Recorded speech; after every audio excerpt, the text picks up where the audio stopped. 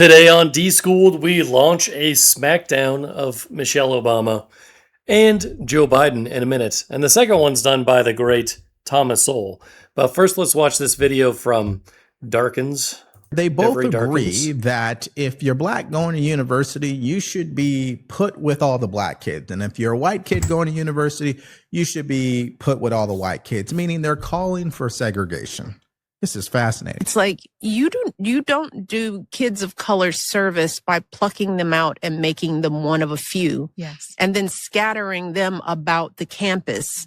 I think that's absolutely right. Mhm. And it describes more of my high school experience, even though I was popular, Yeah, yeah. than it did my college experience, which Mhm. I loved. Yeah. I loved because at the time that I went to Harvard, which we're contemporaries in terms of the timing of it, there was a sizable black community on campus. And it was like I found my people in a sense, you know, the people who had similar life experiences and backgrounds that I had. And there it is, folks. That is the mentality that holds people back. Listen, I know there are people out there that would defend the idea that you need to find your own tribe, people who look like you, and hang around them. I know there are people who truly believe that. Unfortunately, I just don't. And maybe I'm biased on the issue because that was never me. And I got to experience both sides of it. I went to an all-black high school and an all-white high school. And I can tell you there's definitely a difference. At the end of the day, I don't really care about other people's skin color. If I'm going to the university, I think I'm going there to develop myself, obviously get the education I need and move on with my life.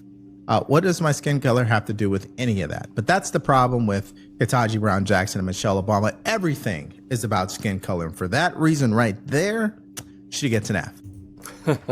I like that. I can't stand Jackson either and her inability to understand the difference between a male and a female. It says here, Thomas Sowell versus young Joe Biden, 1987. Biden tries to box him in, saying judicial activism hurts blacks.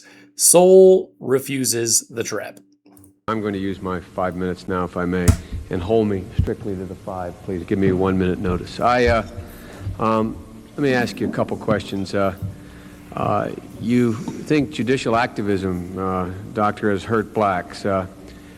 Judicial activism of eliminating restrictive covenants in deeds, eliminating segregation in schools, one man, one vote, literacy test. Do you consider those judicially active? Well, as regards restrictive covenants, I can see no evidence that they did anything other than make some people feel good because it was symbolic.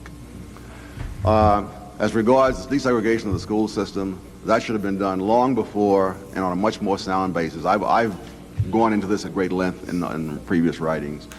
But are The they? problem with, no, you see, the problem is not whether you believe that school desegregation should have ended. I believe it should have ended long before. George Bork believes it should have ended long before. What he and what I have objected to are the principles used in that decision, because those principles take on a life of their own, and they come back to haunt you in other areas. Obviously, this old phrase, hard cases make bad law, derived from that fact. You dream up a principle to reach this result, and then the principle has a life of its own. So the principle of desegregating the No, schools. that wasn't the principle.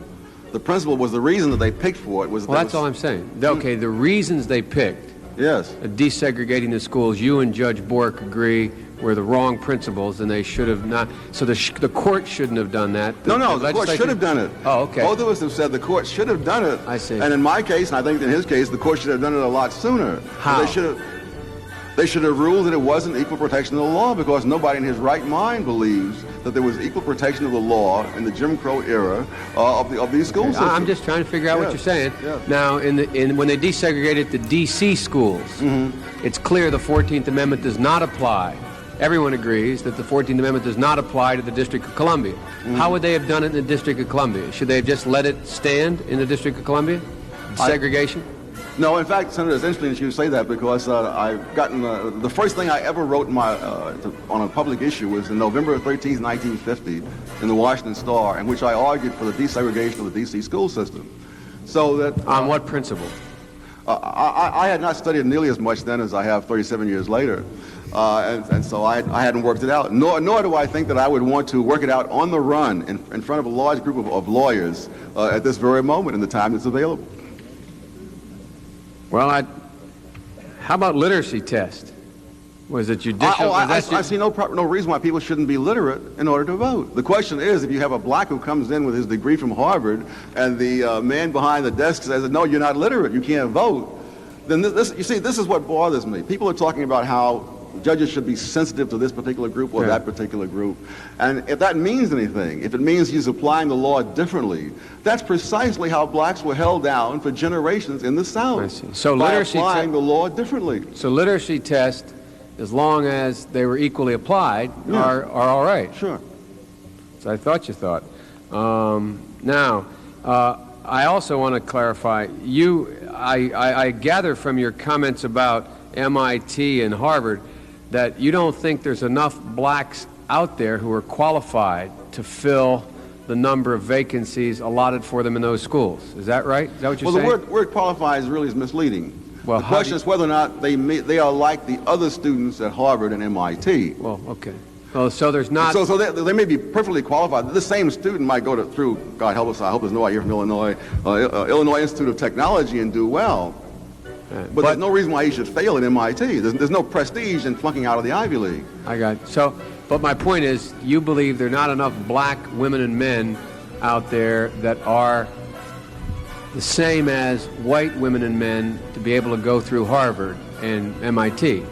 If there were, it would mean that the whole history of oppression had done no harm whatever. Well, so the answer is you don't think there are. I just want to figure out what you're saying. It's not a question of what I think. It's a factual matter. So factually, you're saying factually there are not enough. Factually, this study's already been done by Klitgard at Harvard, and the figures are all there. Anyone can look them up. Okay, no, I just want to hear from you. Mm-hmm. I want to know what you're thinking. Now, have you read all of Judge Bork's cases or any of them? Have you read all of his writings? I haven't read all of them, but I've been reading them for more than 20 years because I used to teach antitrust economics. Now, are you part of what they call the law and economics school? You know that? Would you consider yourself part of that school? There's nothing wrong with that. It's not a bad school. I just wondered where you are. When I sit down to write, Senator, I don't ask what my label. I don't check my identification tag to see what I am. But I did. One of my books did win a prize as the best book in law and economics in 1980. Yeah, no, but I mean, there's almost a term of art out there called the School of Law and Economics. Yes. And are you part of that school intellectually? That's all I'm trying to get. I'm very much interested in the application of economic principles in the law and vice versa. Right. Now, my time's up. Thank you very much. All right. I didn't add music to this. I don't know why someone added that to the video, but oh well. Certainly Joe Biden was just wasting everyone's time there with his questioning. Thomas Sowell was doing his best to answer these questions. Says Biden tries to box him in, saying judicial activism hurts blacks. He supports ending segregation, but rejects legal reasoning used to do it. He supports literacy requirements for voting as long as they're applied equally. He rejects the idea that elite colleges should lower standards just to hit numbers. One of the clearest examples of Sowell refusing to play racial politics. And that's all Biden ever did, right? That's all he did for the next few decades. We witnessed that when he was president. Anyways, thanks for watching this long. Like, share, leave a comment for whatever you agree or disagree with. That's fine. Have a fantastic day.